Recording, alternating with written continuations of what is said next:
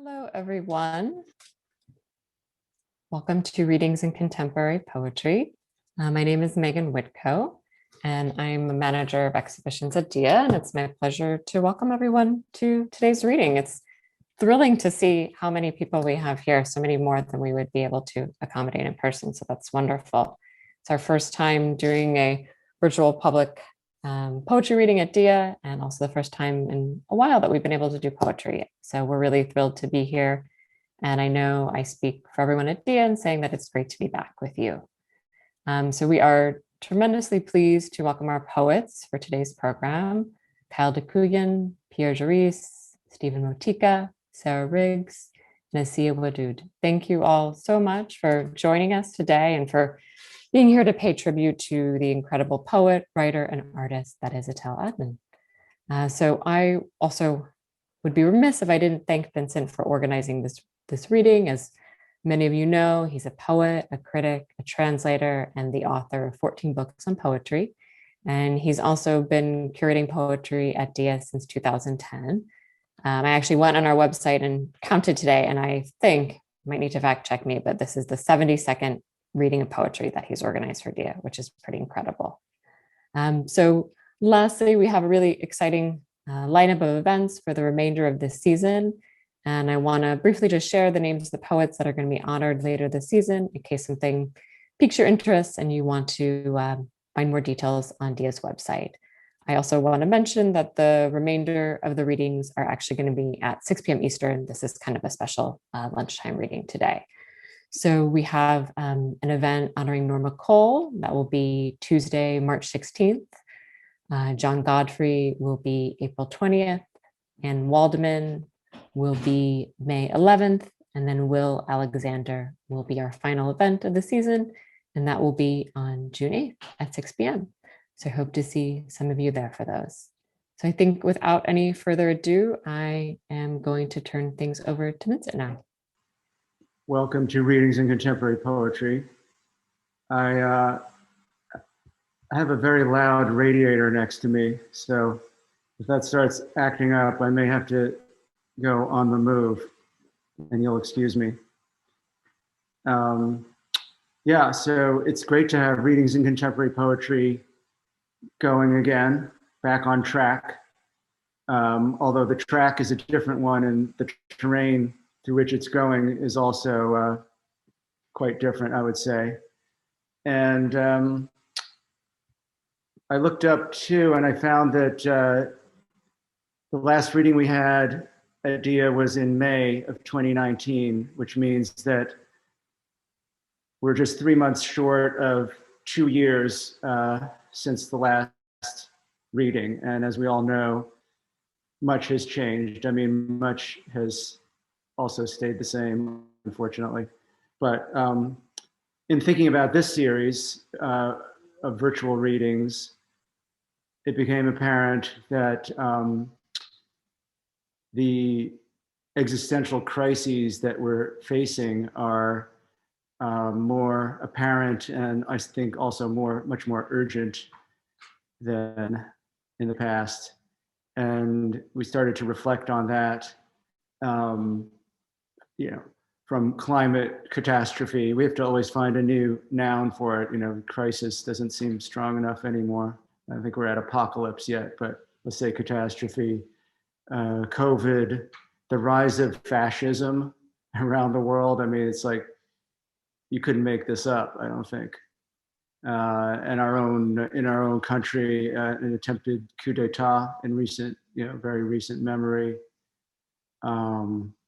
And then on the flip side, amazing, energizing protest movements, from Black Lives Matter, Me Too, before that, which, and all these things are obviously endemic and have been with us for years, but I feel like there's a really heightened awareness and energy. And I think that those movements are so, indigenous peoples, LGBTQ, all these struggles are lit up right now. And I think that's really positive. But it also made us think about, the fragility of life and the fragility of everything that we love and value. And so for these readings, we decided that, in the past, we've always paired two readers, and that was the format and the kind of the aesthetic and the concept of the series, to try to find, significant ramifying pairings of poets. But for these, we thought, well, what if we instead choose several poets to honor for their life's achievement, and actually more than achievement, their devotion is the word I would use, to the art of poetry, because it's actually very hard to be a poet, to keep committed to it. An artist in general, and poetry maybe more on the margins than others. Wanted to give a little bit of background on this series, and hopefully it will continue in some form, in the sense that there are many people that are obviously deserving of this honor, but we're starting out with 5 of them. And so it's a great pleasure to be able to be honoring Etel Adnan today. I mean, she's so significant as a visual artist, as well as a writer, a poet, a fiction writer, a journalist. Really, her achievement is so extensive that it's quite unusual and impressive. Also somebody who's been very engaged with the issues of our times and written about them extensively. So we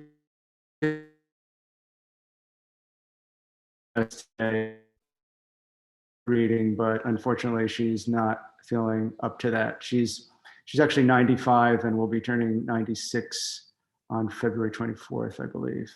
So we'll wish her a happy birthday in advance, and we'll begin our program right now. And I'm going to begin by reading a bio for Etel that's in this book that is her most recent book from 2020, Shifting the Silence, published by Nightboat Books, as a slew of her recent books are.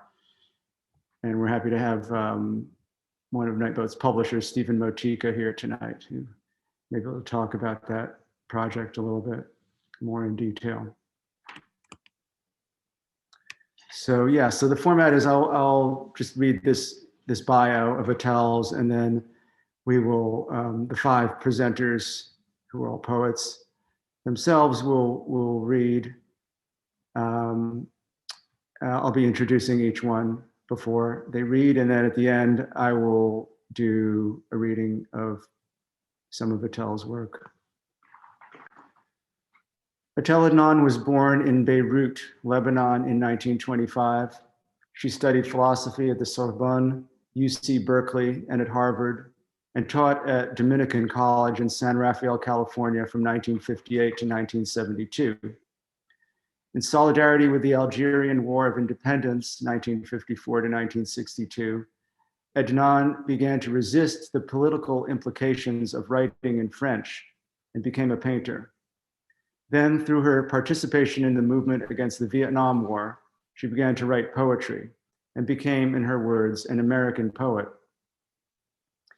In 1972, she returned to Beirut and worked as cultural editor for 2 daily newspapers, first for Al Safa and then for L'Orient Le Jour. Her novel, Cite Marie Rose, was published in Paris in 1977, won the France Pays Arabe Award, and has been translated into more than 10 languages. In 1977, Adnan reestablished herself in California, making Sausalito her home with frequent stays in Paris. Adnan is the author of more than a dozen books in English, including Journey to Mount Tamalpais, 1986, The Arab Apocalypse, 1989, In the Heart of Another Country, 2005, Sea and Fog, 2012, winner of the Lambda Literary Award for Lesbian Poetry, and the California Book Award for Poetry. Night, 2016, Surge, 2018, and Shifting the Silence, 2020.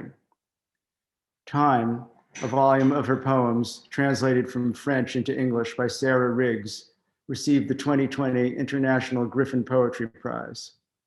In 2014, she was awarded one of France's highest cultural honors, l'Ordre de Chevalier des Arts et Lettres.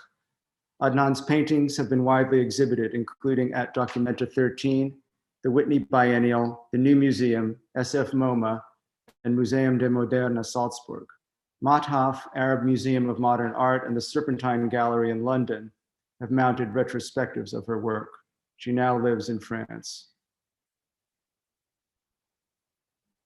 Our first reader today will be Asiya Wadud.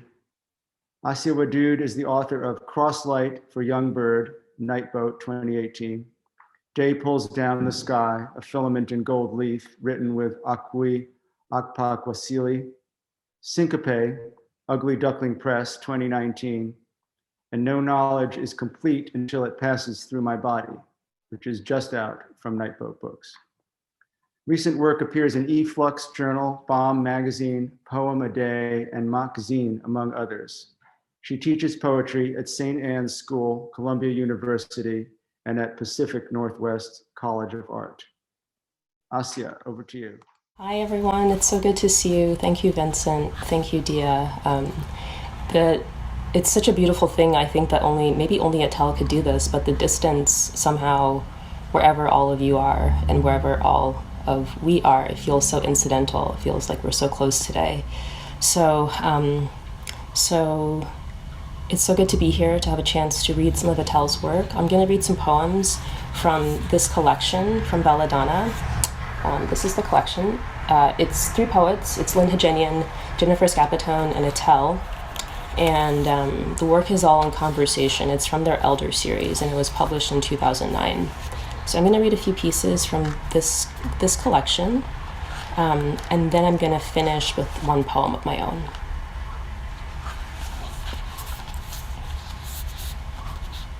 The sun is setting over a setting empire, drowns our voice along its course. There's growing hunger over the land. Pretty soon, neither Cassandra nor Medea will be recognizable. That's why they're in a hurry. Who knows? As usual, the universe is far away. And where's love? Insanity is on a search for it. If I look back, it will be at the East River, a faithful stream, at the Hudson, infinite in beauty. But then, they're not owned, unlike the moon, soldiers, or women.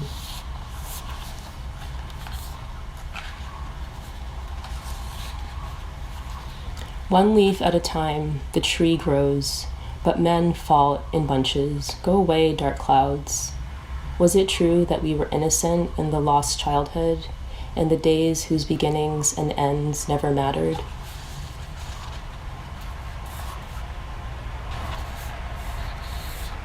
Between these walls and in the cafes that hang on the edge, there are people like Larry Joseph who live between past and future and continents, turning with them in all directions to catch whatever time brings. This city, built on melancholy, exposes the fact that it is to be an immigrant, even if the gods decided otherwise. Paradise's destruction depends on its existence. We stay late at night and drink margaritas in Midtown by the Hudson just to keep fuzzy-headed. And with the TV turned off, we stare at the apocalyptic life. Central Park slides into a blur, and the city an oceanic feeling.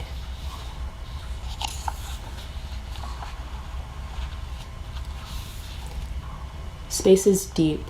A hushed city welcomes the lunatic, shows preference for the human condition's leftovers, and in the lofts, downtown, there's always, behind uncurtained windows, somebody crying. Why is the heart so brittle, the brain so unsettled?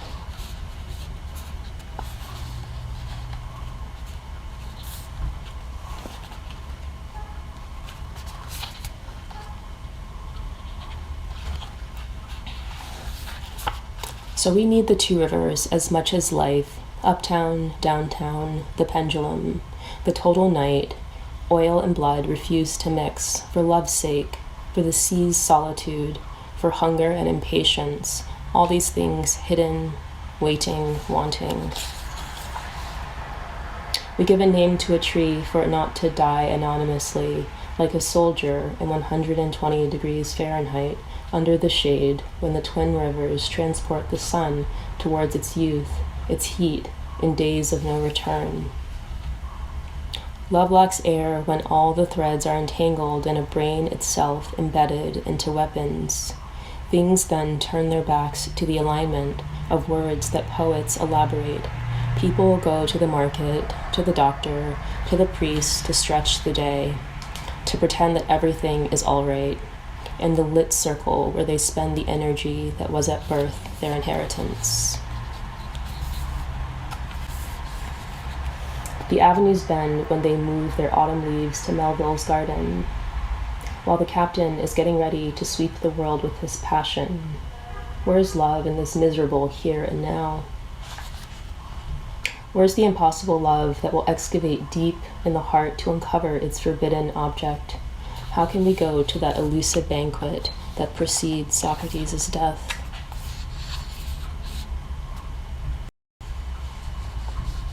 This city's time scale differs from ours.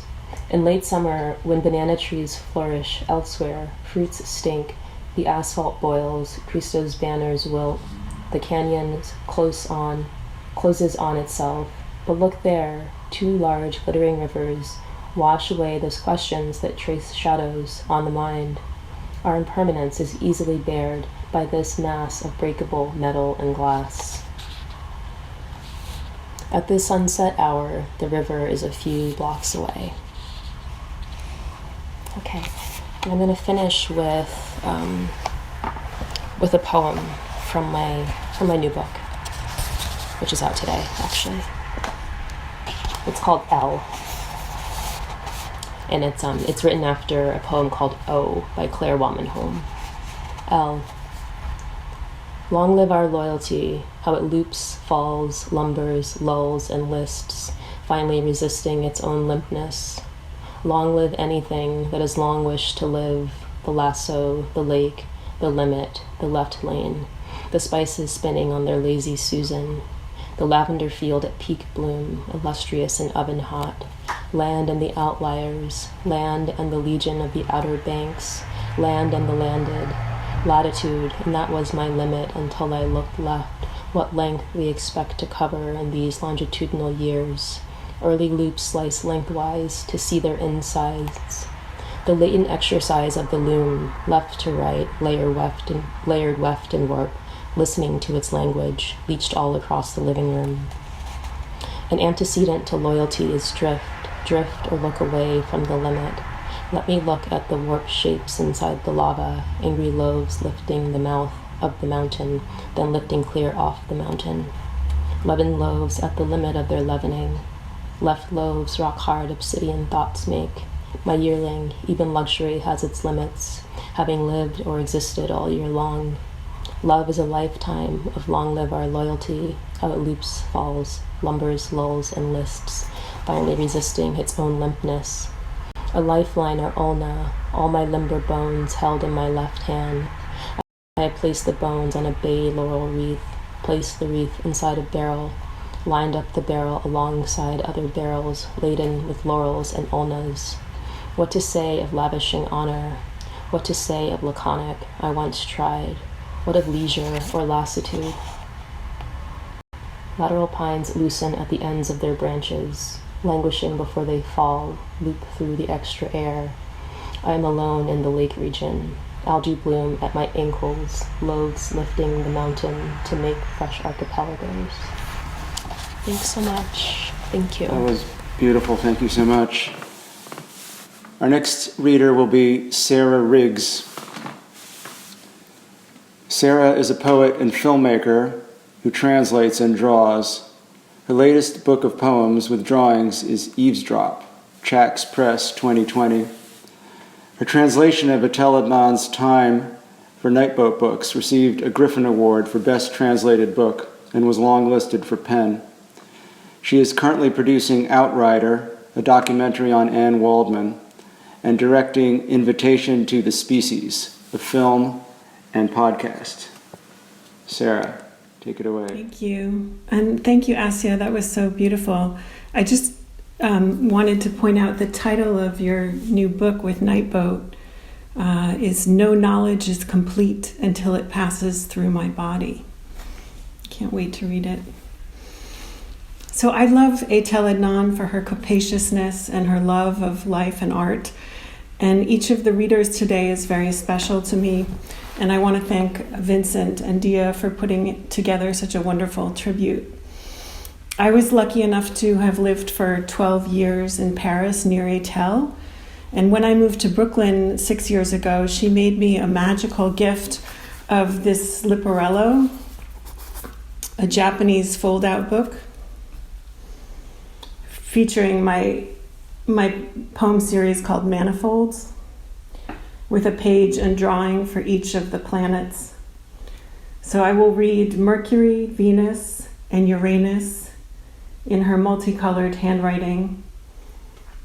And there should be a link in the chat to the pages of the Leporello.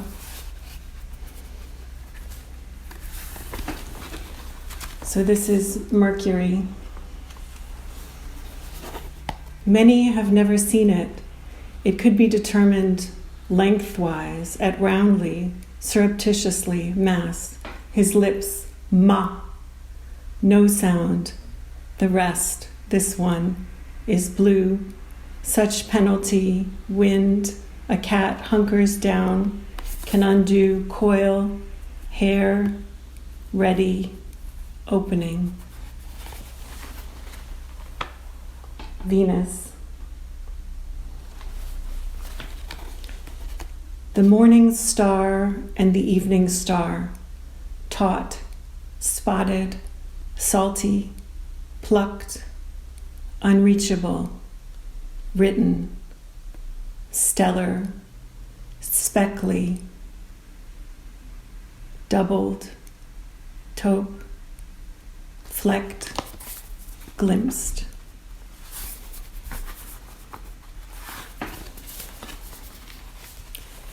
This is the last one I'll read. It's Uranus.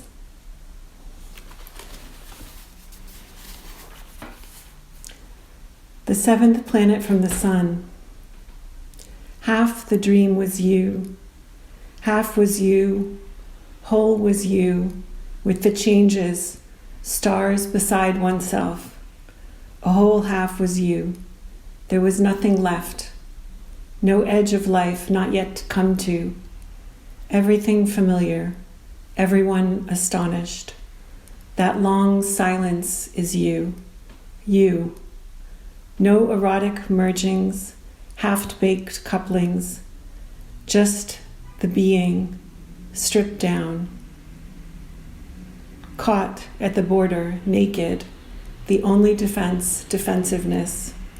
No chance to save you. Nothing to be fixed. Only empathy, acceptance, and the continual movement of life. And if I take your hand, knowing it is yours, mine here, next to your silence. Now I want to read Etel Adnan's Time, which I translated from the French with her help. We chose the title, Time, together, and as I was selecting passages for this reading, which feature the word time, I found the line, time cannot be translated. For an impossibility, the book has done really well, thanks to Nightboat Books and to Alicia Mascarenas, Jeremy Robert, and Cole Swenson, who also helped me with the translation.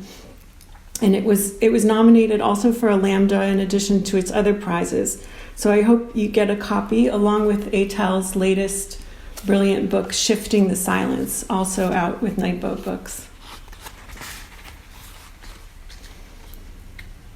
What is new in my life? The discovery of a mass of stars in the Milky Way. To flee the hole in the air created by a bomb In a Baghdad suburb, I reread the words of Al-Sayyab to ward off adversity. Time speeds up the appearance of flowers. The children play.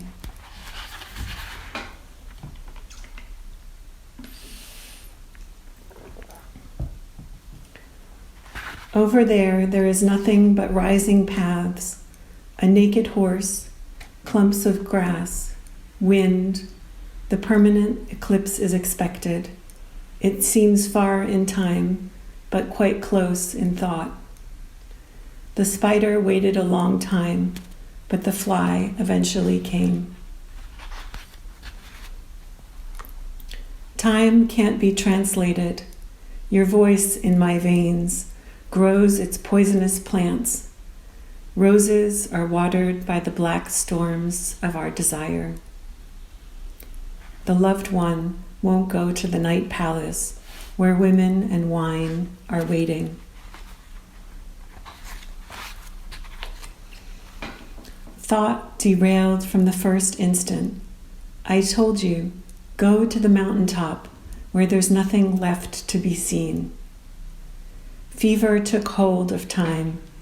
Light is astonished by its own brightness. Thus begins the final question. What have I done with my childhood? Attention has its origin in an impalpable fog. Rainy days, we become plants.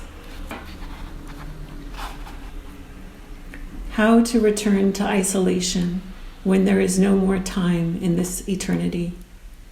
The war was our peace, the storm our sky, pleasure, pain, and howling. Today the sun, tomorrow the sea, and often Homer reciting the Iliad in a city in Arabia. A Parisian cafe closes its doors just when the day rises up from the chairs. I suspect that time no longer exists. The sky will follow. In a parallel sleep, I came back to a body and love, there where time never showed itself. And so I can say that madness sings in the morning in a setting of water and dream, its red coat worshiping the sun. When I climbed up the pink granite to the summit, I saw the beginning of Asia. Timelessness joined us. Nothing is closer to the sacred than nothingness. Thank you. Beautiful, Sarah. I loved hearing that the planets, which is like a collaboration really between you and Etel and time. Thank you so much.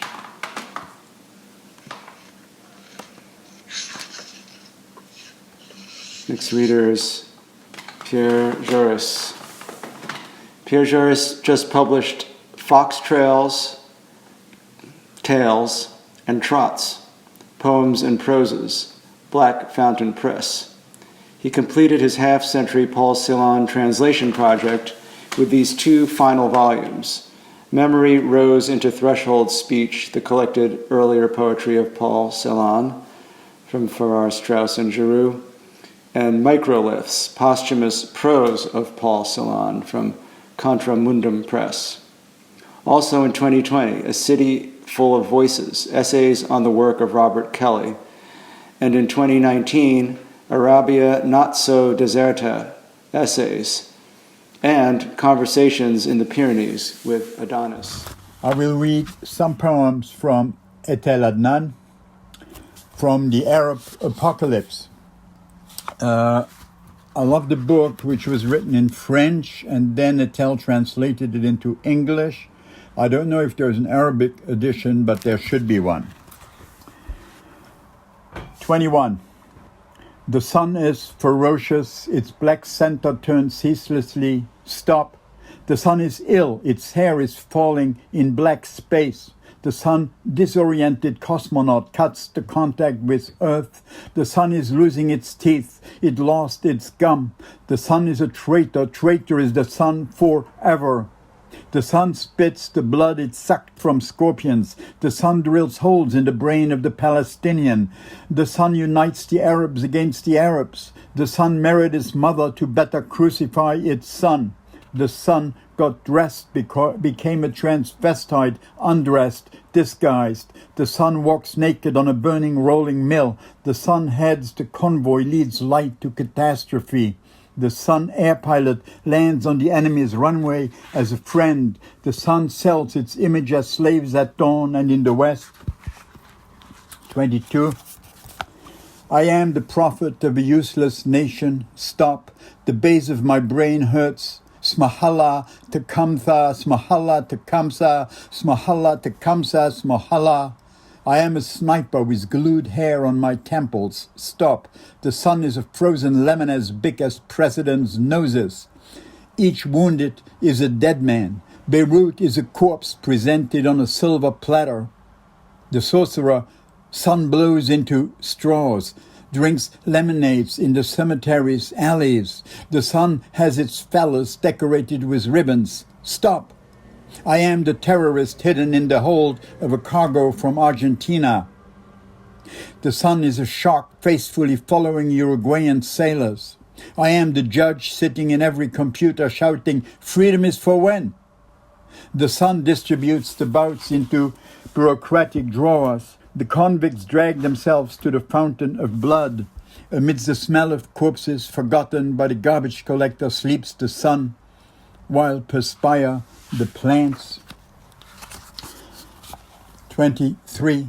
The radio says history allocated 10 billion years to the sun.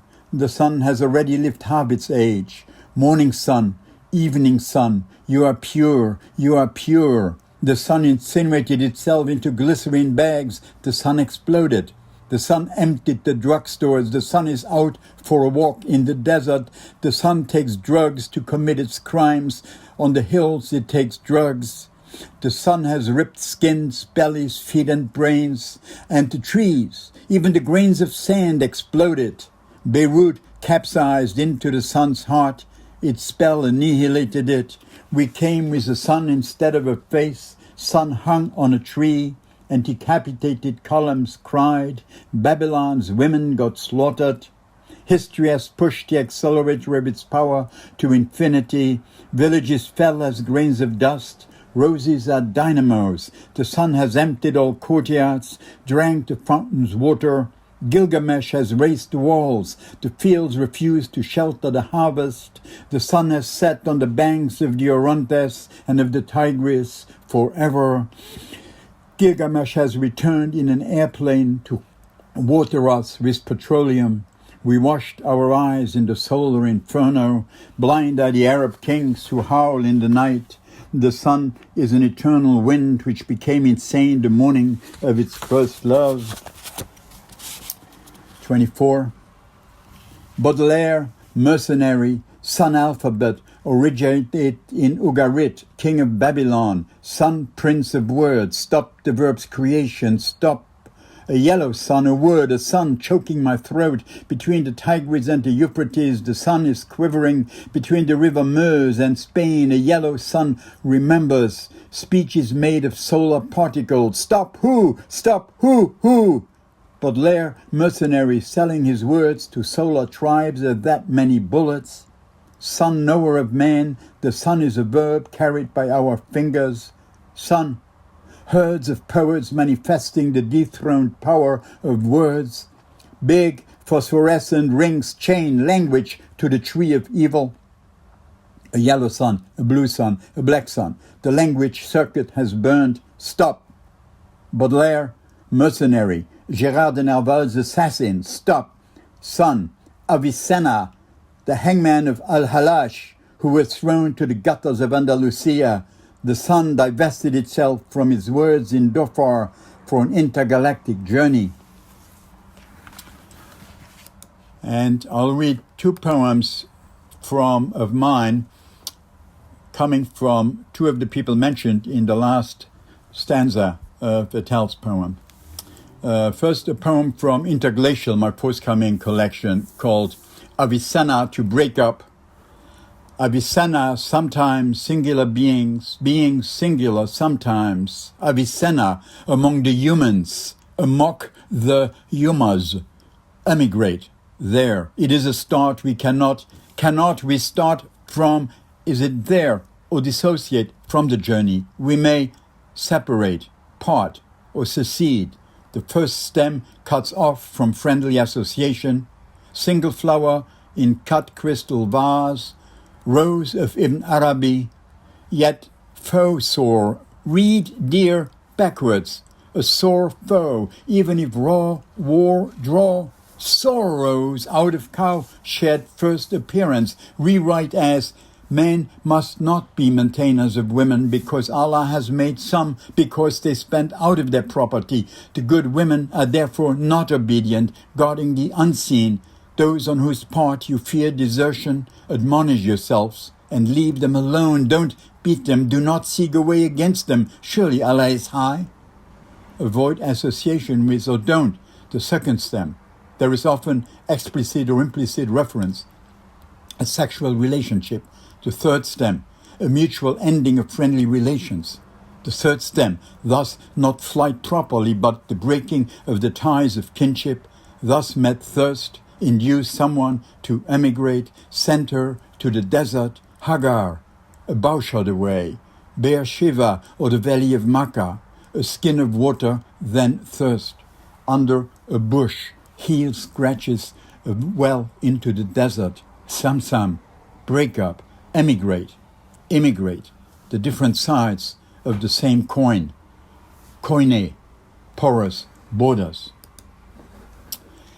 And the final poem from a book called Meditations on the Stations of Mansur al-Hallaj. 40. Beginning, Bidaya.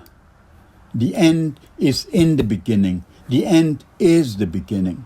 The troops have left. Have the troops left? I can finish what I began when the first invaded and promised not to end until they all had left. The troops have left. Have the troops left? Too easy to claim an end as a new beginning. Nothing begins anew. Nothing ends for keeps. Except the lives of those killed by the bullets. Put money into the pockets of those who sold you the war.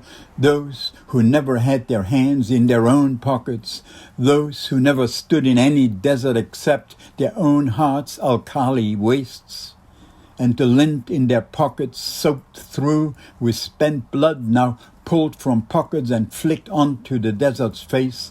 Thousands of lives stubbed out like camel butts. The troops have left. Have the troops left? US, you know Orestes. Iraq, you know Argos. Sartre's flies did not leave. The lord thereof keeps buzzing. Both. But Sumer shall rise again. Baghdad will be Baghdad again. Others who be the truth, Al-Haq, will be put to life and to death. Other poets will write and celebrate. Oh, now then, let's begin the begin. Bedaya the Bedouin bring back the sound of a music so tender, a night of desert splendor. Bring back a memory of green in a rapture so serene that what were raging fires now are glowing memory embers. Desire not dead. Desire not dead.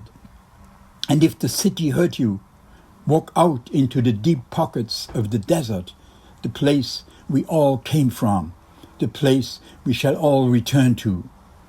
Mansur, Mansur, lead the dance. Thank you, and joyeux anniversaire, Etel. Yeah, I love the intense energy you gave to the Arab apocalypse. It was just very dynamic, and your poems that intersect with Etel's. So nice. Thank you.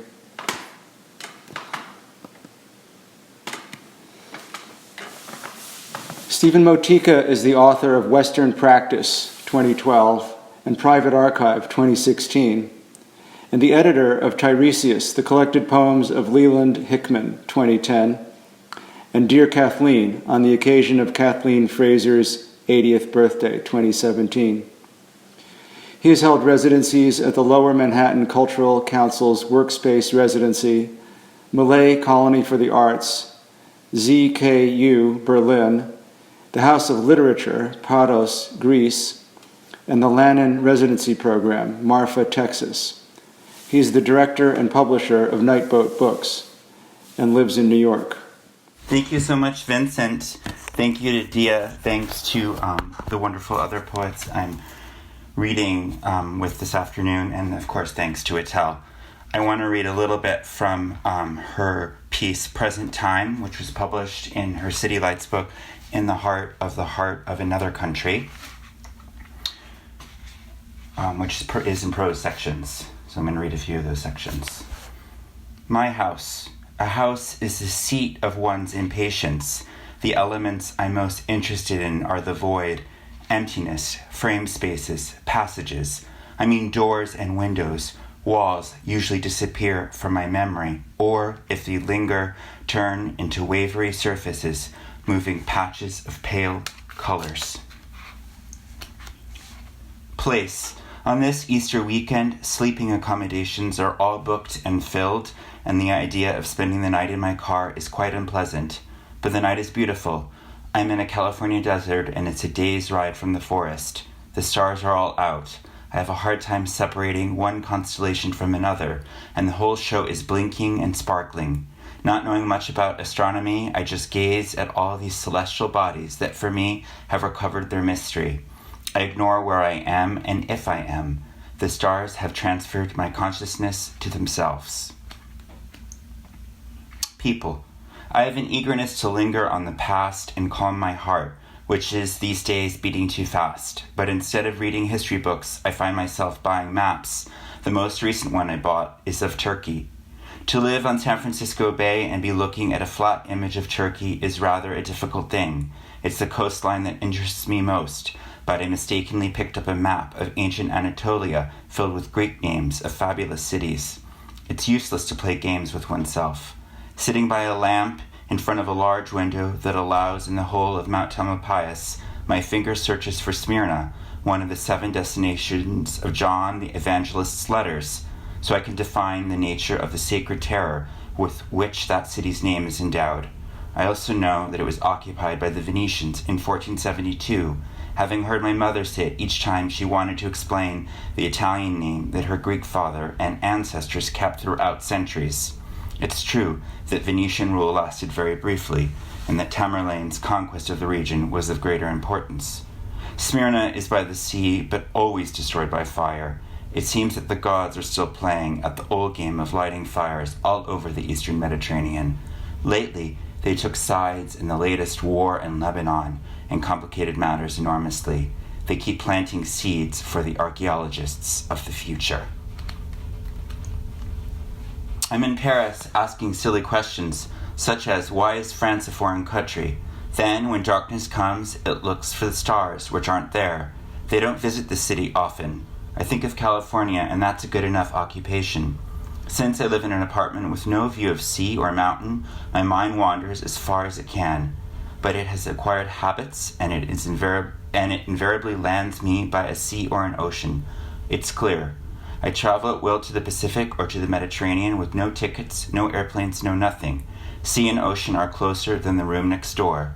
They replace books. They keep my attention fixed on them.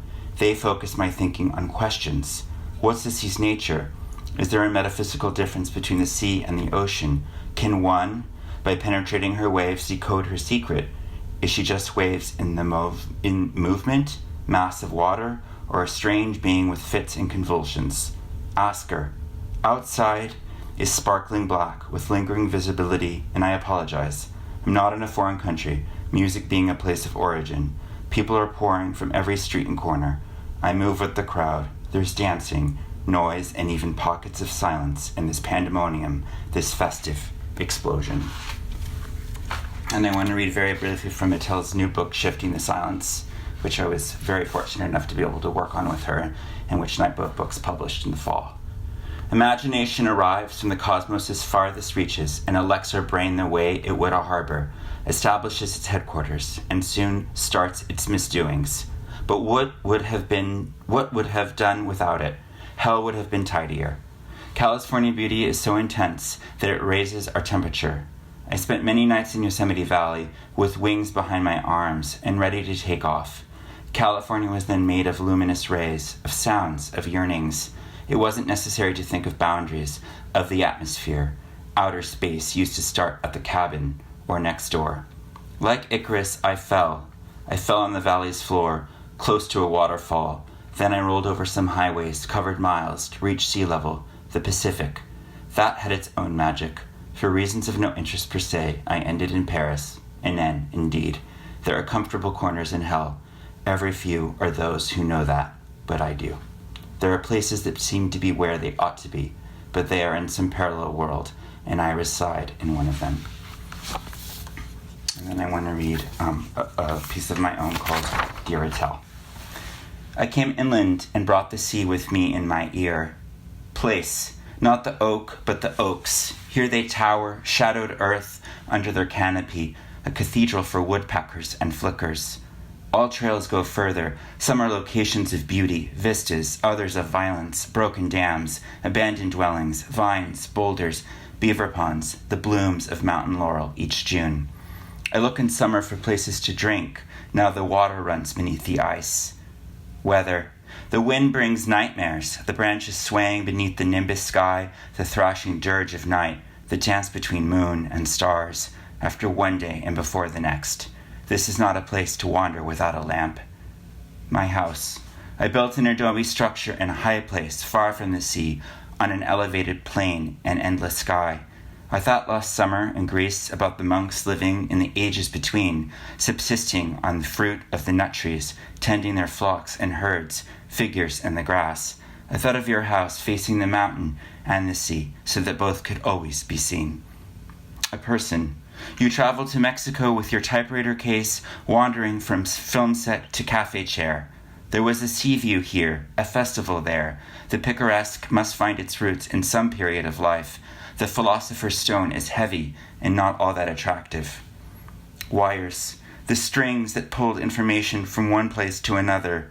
They are abandoned along the railroad lines, the remains of manifests, of destinies. I remember the lazy train route on the Pacific, the tinted orange windows, the bleaching sun, and the timetables of other years. My family came to California on the Continental Rail lines. How did you first arrive? The churches. There were fires in red windows, and beyond, the architects had built a structure for us to find. We cooked a meal under the apse. We settled in for the night. We are survivors of the world beyond us. Place. I strode along in the Coast Range cool, the color of your life in my life. You arrived before you were even small, following the sea path from the port. I followed a large highway along the beach, and then up the broken, concrete, walled stairs. We all have a place we come from, a place that at some point we can no longer return to. Over lunch, we spoke exhaustively. In the face of the mountain, we were hungry. I saw the garden, the bulbs coming up. You spoke of the warmth that winter. You told me about a man who arrived with a bag of paper but no money. You told me of a woman with a house on a Greek island to sell. You told me of a studio with a view of the Pacific. Now I notice the blues, one the sky, one the ocean. I know two of your seas. They have helped make me who I am. I know there are more seas to see, to behold, so as to hasten a next becoming. There may be no more going out, just coming home, for sleep, for silence, into dream space, the future of feet confined to the mind, wandering, but within two sets of windows. They are the windows you write of. Now we look at the maps of places together. Time is something we must pass through. Thank you. Beautiful poem, Stephen. I love that, hearing your work, Dear Etel, and reading from her work too. Thank you so much. Our final presenter, before I read some of Etel's work, will be Kyle Dacuyan. Kyle writes poems and makes performance.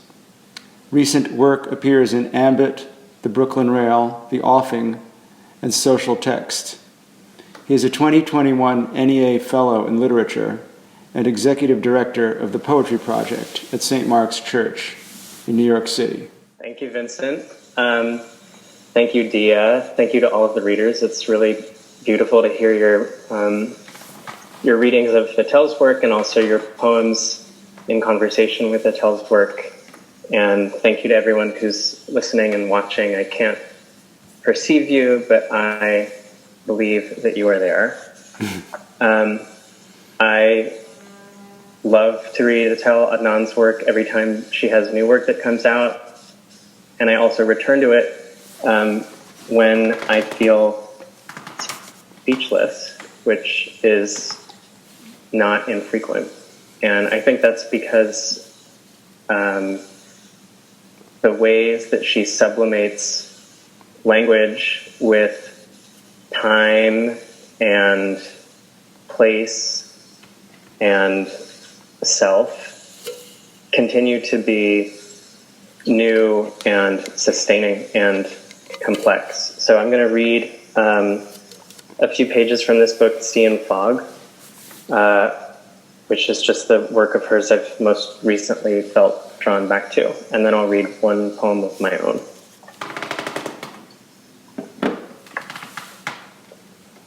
The horizon's perfection is due to its virtual reality.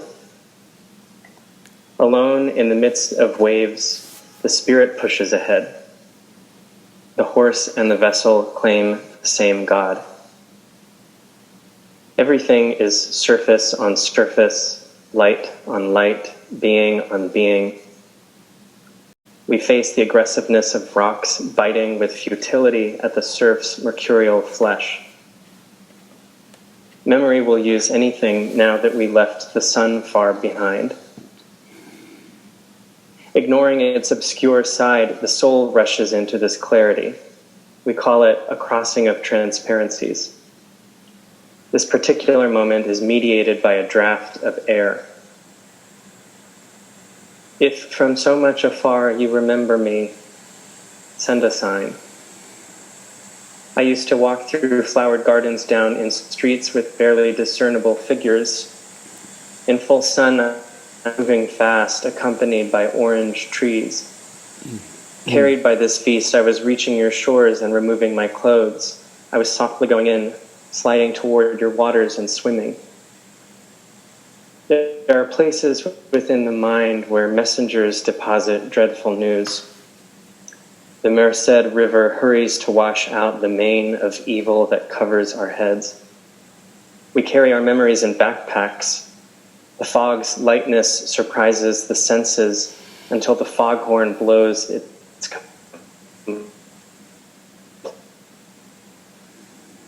the heart evenly. Often there's no discernible shoreline. Air evolves in darkness and sounds keep distant pitch. Primordial chaos yearns to fade away in colloquial invisibility. At times in fog, in blackness, one dreams of coming creations. An uninterrupted series of fallen empires descends nightly on my soul.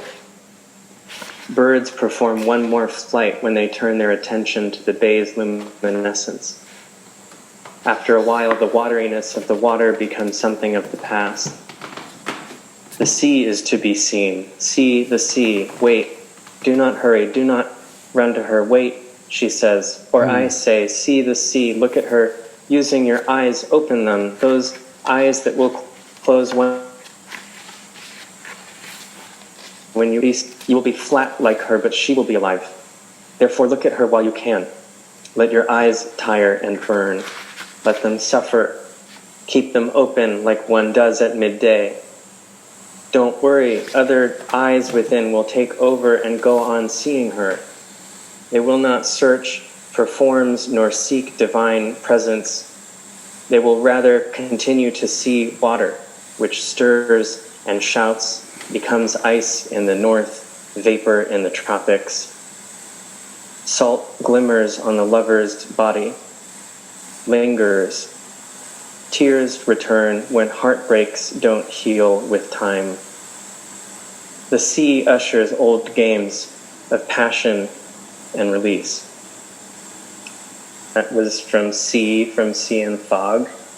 And now I'm going to read a small poem of my own, which is music for a small group of people. I am afraid. Of what am I afraid of? I am afraid of what dove array, a dove of what? I am a dam I raise. Of what I raise a day, a rut, away, a right. I am a day, I wait, I what? I feign a rate of fight, of white arrayed. The state I sought was not what state the stakes were, wrought of fight.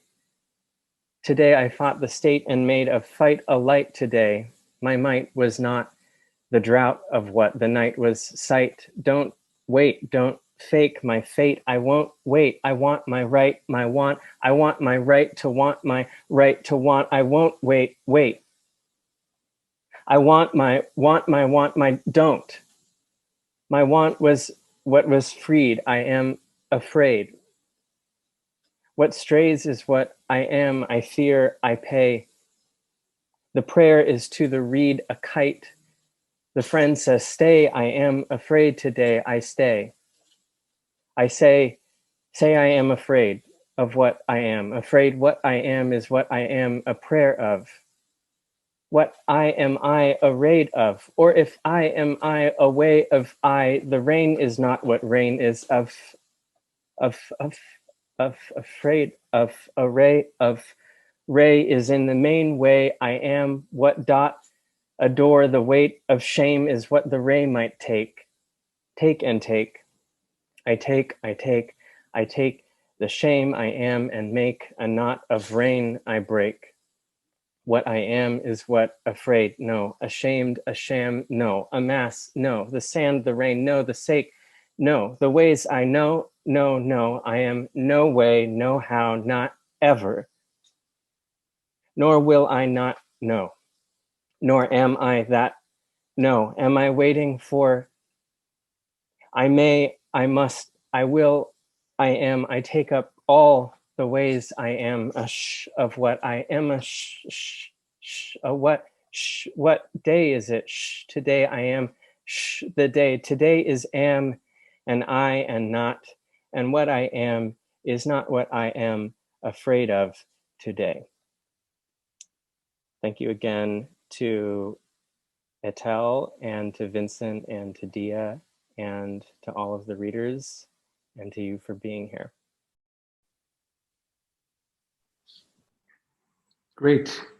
Love those rhythms, Kyle. It's just so, I was rolling along with them, and the use of the sh sound was very evocative to me.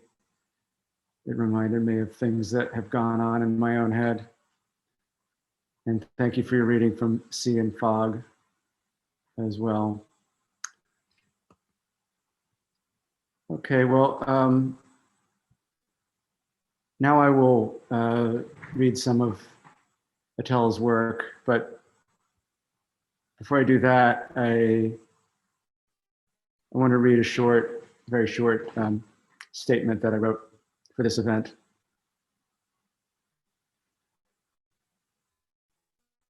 Etel Adnan's work must be thought of as one whole, a tireless desiring that puts herself plainly in sight, the inquiring consciousness, but not necessarily in the central position. She is not the sun, but maybe a moon. The sun would have to be the universe. I was going to say humanity, as that is one of her central subjects, how all of humanity is connected, is one thing really, and divergences from that, such as war, pillage, rape of natural resources, etc., are plainly aberrations from that. But it is, of course, more than humanity. Look at her devotion to a mountain. When asked by an interviewer who her favorite person was, she answered, a mountain. So it is the sea, the land, but in fact, it always does come back to humans and how they react.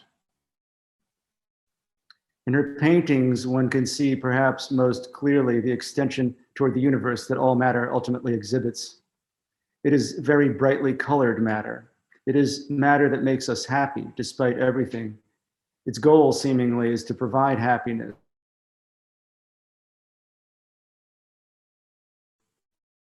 weavings are a further development of that, the artisanal art that brings material into contact with material in a more bound, quieter way than paint on canvas. Everything she does is poetry, especially her prose. Etel is prolific. That too is a lesson. It's not about extending the ego's frail claims, but rather making art central to living. Her poems and her prose interweave with her paintings, her weavings, and her other forms of being here. And now I'm going to read a few short selections from Etel's work. Here comes the radiator. We all move. Just give me a minute. All right, so first piece I'm going to read is from 5 Senses for One Death, published in 1971. And okay. Yeah, so 5 Senses for One Death, 1971. And I would just like to mention, we haven't spoken yet about Simone Fatal, Etel's life partner and great artist who had a beautiful exhibition at PS1 not long ago. And Simone started the press, Post Apollo Press in Sausalito, California, and has published a number of Etel's books through the years. And so this is one of them, The Indian Never Had a Horse and Other Poems, published in 1985. But this piece is actually from 1971 that I'm going to read from, called 5 Senses for One Death. Your eyes are sinking into the Pacific. I am cutting through them. They carried your body over the shrubs of Mount Shasta and dumped mine in a reservoir bearing your name. They carried your body on Mount Tamalpais and drowned mine by Stinson Beach. They carried your body on Mount Moctezuma, buried mine in a hole under the floor of an ocean. It took 5 trees to make a coffin until summer rains washed out the bed sheets. Your body lying its death on a table in the very white hospital. You left by night, knocked at my window, tried to scare me while I was drawing your eyes on the wall. You wanted happiness in heroic proportions, and I went through you like a ghost, only my feet meeting yours on ocean rocks, which work on them like a razor blade. There's a beautiful kind of essay, experimental essay by Etel called Journey to Mount Tamalpais.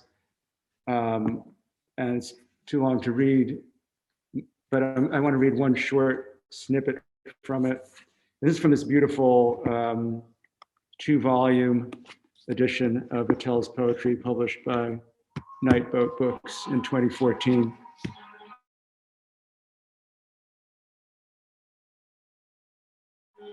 Okay, so I got rid of the radiator, now I've got the siren. I'm bound to be surrounded by music, apparently. The Indian called the mountain Tamalpais, the one close to the sea. The Spaniard called it Malpais, bad country. The difference between the native and the conqueror is readable in these 2 different perceptions of the same reality. Let us be the Indian, and let be. What is close to the sea shall remain close to the sea. I just want to show a couple of these fantastic drawings of Mount. And she refers in Hakusai's paintings of Mount Fuji and Cézanne's of Mont Sainte-Victoire. I think it's it's kind of great that she does that, and it's also pretty apt.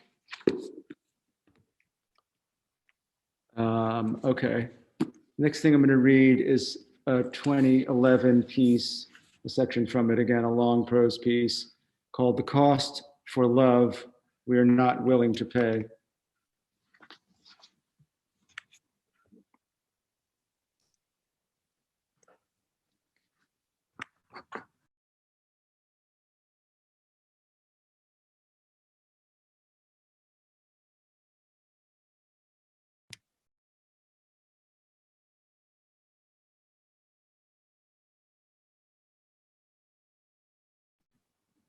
Okay, how's that?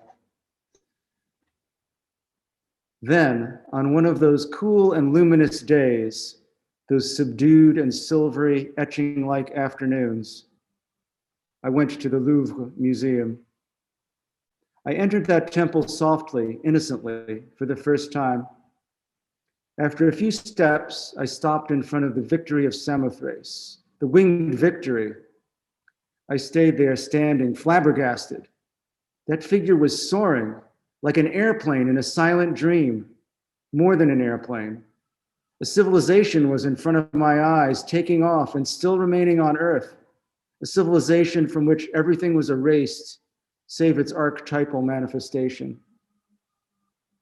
And then I turned and saw the Venus de Milo. The statue of white marble was standing there, rising or bending according to one's place, seemingly larger than life.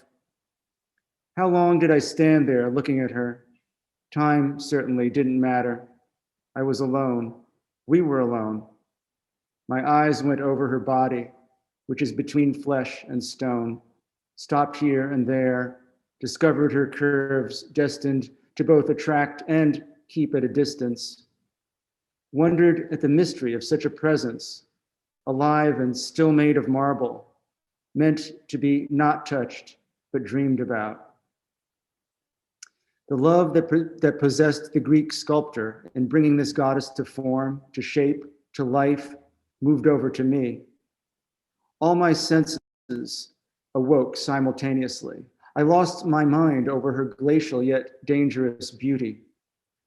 It became an initiation, an opening into my own being. I spent this night of revelation with her in the most profound and meaningful solitude I have ever experienced. It was wintertime, but I spent the night perspiring. I closed my eyes and pressed my face in the pillow. I was burning with passion. I was crying. My body was demanding her presence. I was making love all by myself, and my imagination was burning.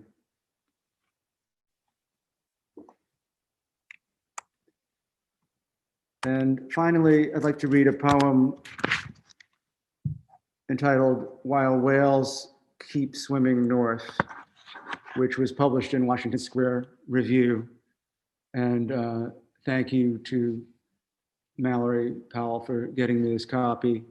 Poem is actually, I'm honored that this poem is dedicated to myself. I've dedicated a couple of poems to Etel, and she felt like dedicating this one to me in return, I imagine.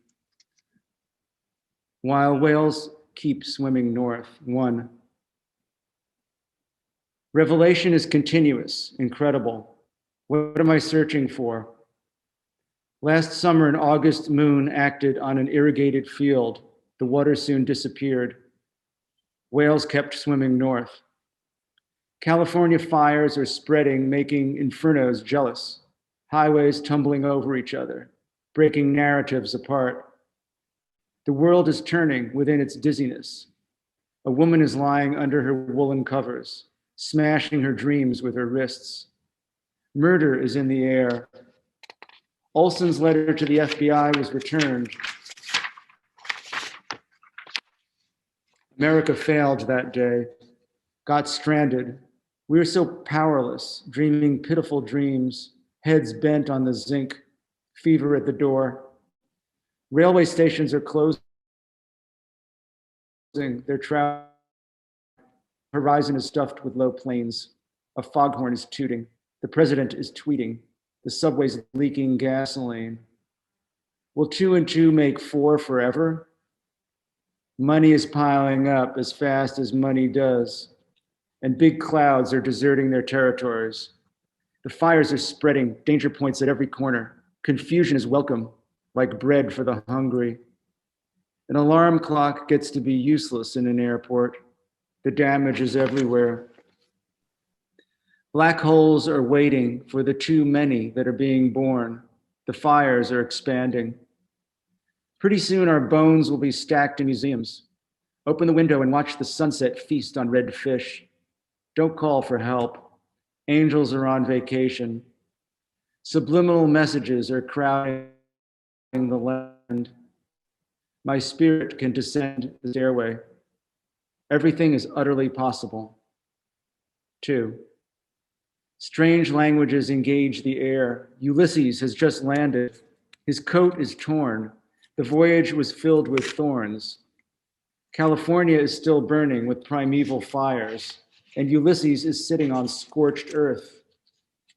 In this winter, the ocean is boiling with anger. I mean, in the Northern Hemisphere.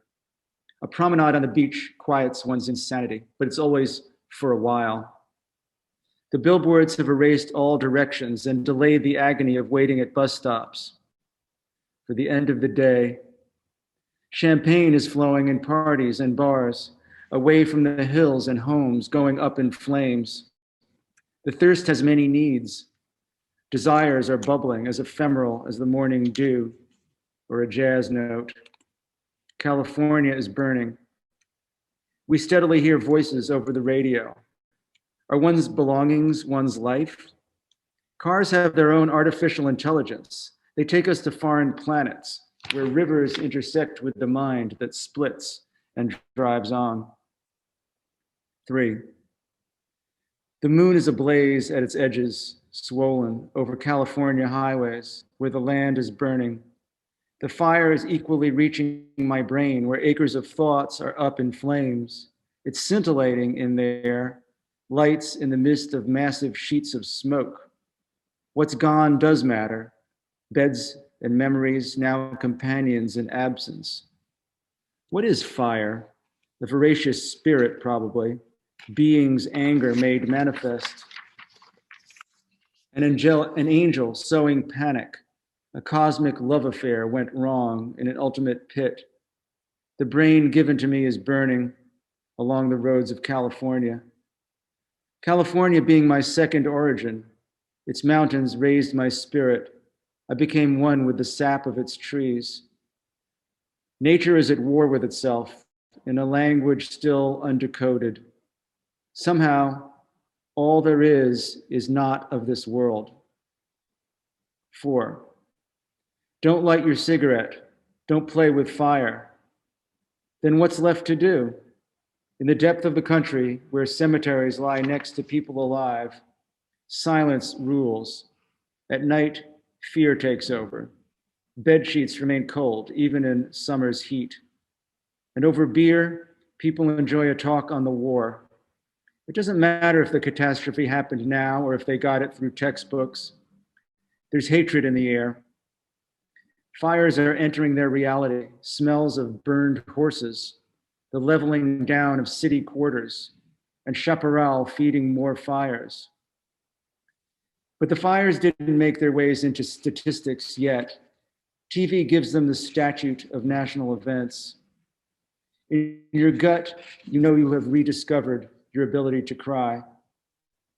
But we have brought so much violence to the world, always over there. That understanding bypassed us. Chunks of the country are disappearing, leaving us naked to the bone, finding a solidarity, such as with a boat lost in high seas and recovered by Melville. The forests are going up in ecstatic flames. There's no harm in staying home and keeping the storm outside if you can. Fires have a way to clean up landscapes as well as guilts. They're thoroughly innocent. We watch them. We do. And those who die in them redeem us. thanks to all the readers, everyone at DIA, and to all of you for joining this tribute to Etel Adnan.